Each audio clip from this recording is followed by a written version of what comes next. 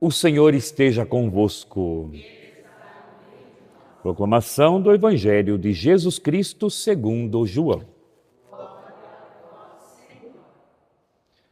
Jesus manifestou-se aos seus discípulos e depois de comerem perguntou a Simão Pedro: Simão, filho de João, tu me amas mais do que estes?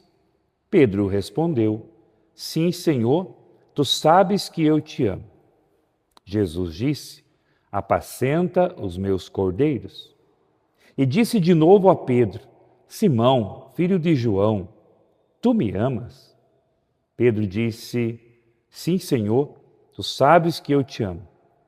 Jesus lhes disse: Apacenta as minhas ovelhas.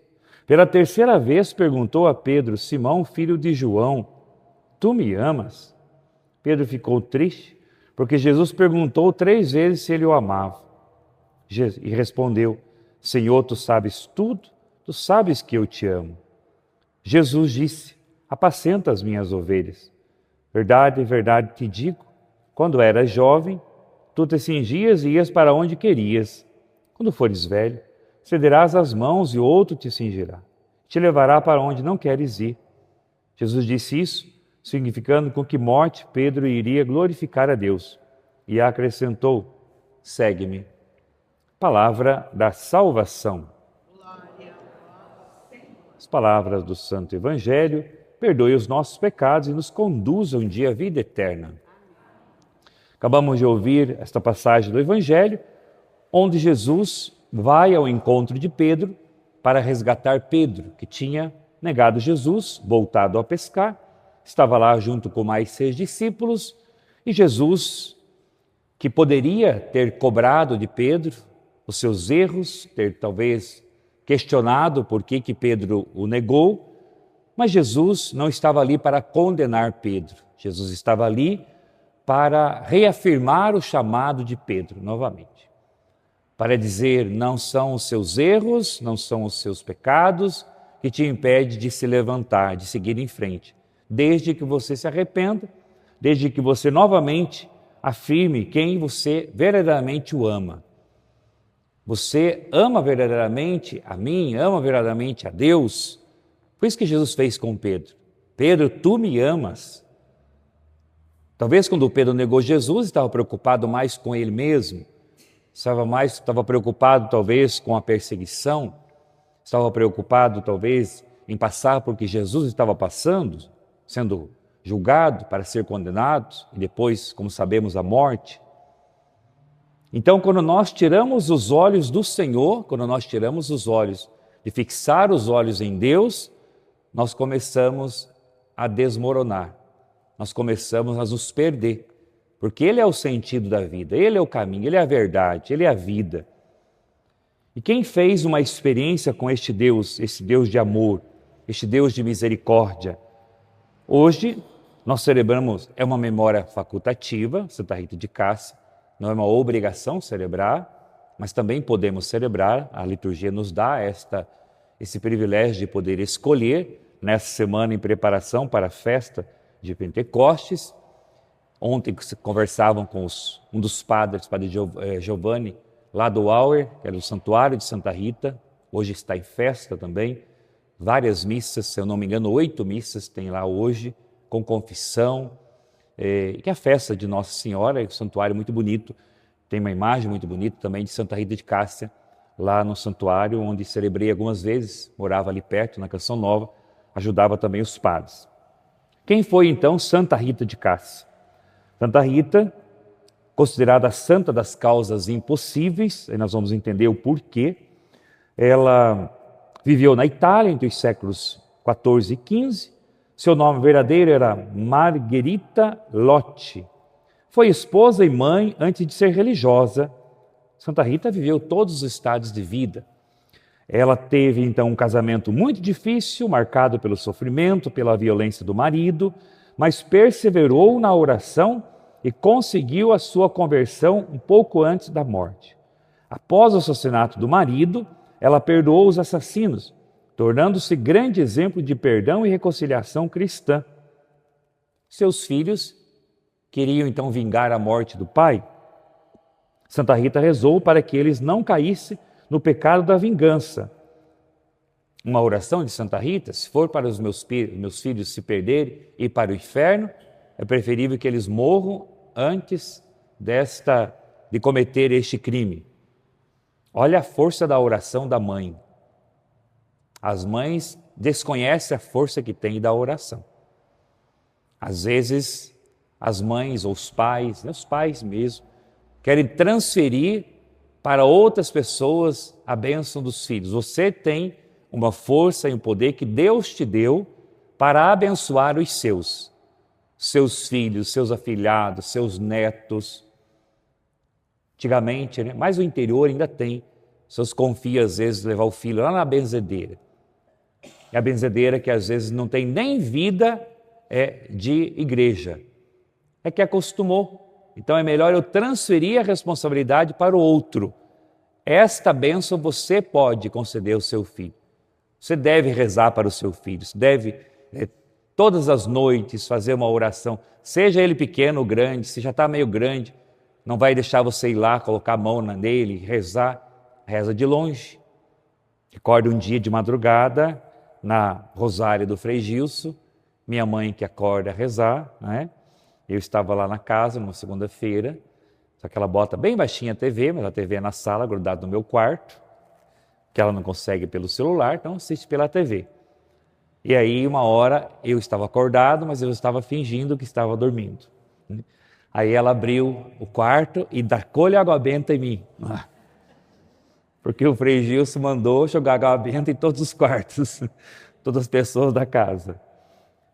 A autoridade da mãe, a mãe que entendeu que ela tem essa autoridade também sobre os seus. Então, Santa Rita também fez esta oração. Então, aí depois ela entrou para o convento agostiniano, depois de ficar viúva. A tradição relata que sua entrada no convento aconteceu de forma milagrosa. Por quê? Pela história de vida dela. Para aquela época, era impossível eles aceitar ela no convento.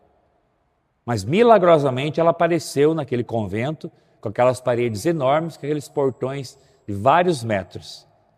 Ela apareceu lá. E aí a superiora teve que aceitá-la. Foram os próprios anjos que colocaram ela lá dentro. Recebeu um estigma, um espinho da coroa de Cristo, apareceu em sua testa durante uma oração diante do crucifixo. Essa ferida permaneceu por muitos anos. Um dos milagres mais conhecidos é o da rosa e dos figos no inverno.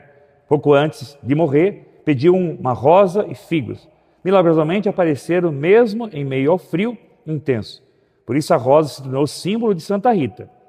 Outro milagre é o famoso milagre da videira seca, né? Que a Madre Superiora aí perseguia ela. No convento também tem isso, né? Convento, nas casas religiosas, casa de formação, tem uns que perseguem os outros. Pessoas que não estão bem interiormente sempre vão querer agir, às vezes, para impor, a partir do seu poder, peso nas costas dos outros. Não foi diferente com Santa Rita.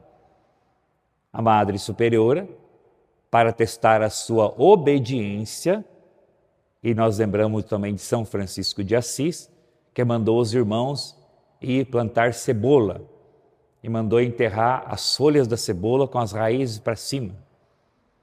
E sempre tem o questionador, com certeza era eu que estava lá no meio, né?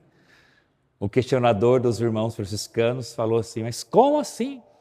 Que absurdo plantar, sendo que a cebola dá pela raiz, está mandando enterrar a cebola de cabeça, né? Enterrar as folhas com a raiz para cima.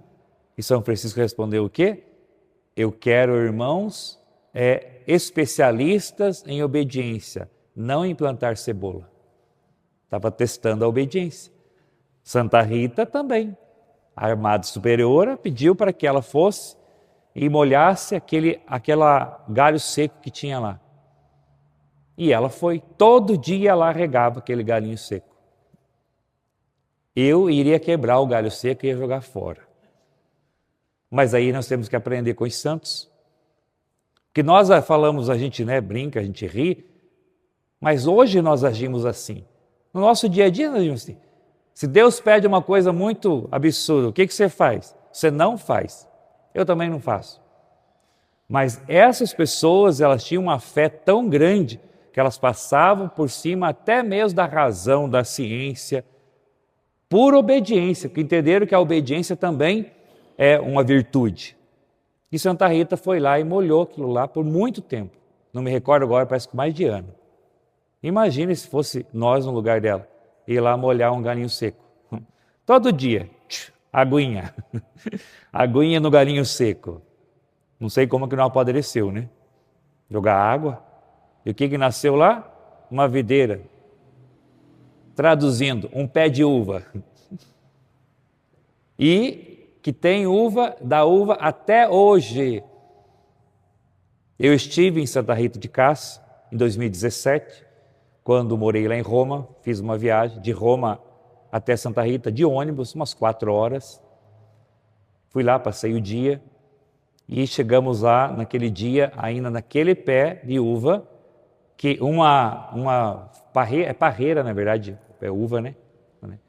Uma parreira de uva dura aí em torno de 50, 60 anos. Quanto tempo faz Santa Rita? Século XV. Até hoje ela está lá, não secou e ainda dá uva. Por dia que nós chegamos lá, tinha uva neste pé. Nasceu neste lugar esse pé de uva que produz até hoje, pela força da obediência. Então, este milagre de Santa Rita, também existe uma tradição do milagre das abelhas, ocorrida ainda em sua infância. Após sua morte, muitos milagres foram atribuídos à sua intercessão, especialmente curas e graças impossíveis. Seu corpo permanece preservado em Cássia, na Itália, sendo grande local de peregrinação.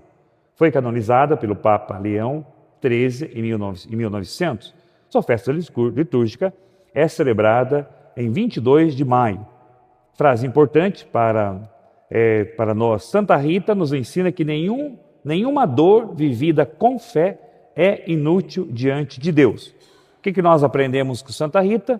Perseverança, perdão, oração, paciência no sofrimento, fé nas causas impossíveis, amor à cruz, reconciliação familiar. E os símbolos de Santa Rita, como eu já falei, a rosa, o espinho na testa, o crucifixo, as abelhas e a videira.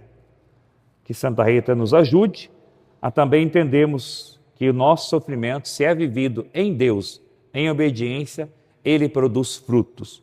Talvez não neste mundo, talvez não nesta vida, mas se nós estamos aqui hoje celebrando Santa Rita, foi por causa desses atos heróicos que ela viveu e ela celebrou também com a sua vida. Santa Rita de Cássia, rogai por nós.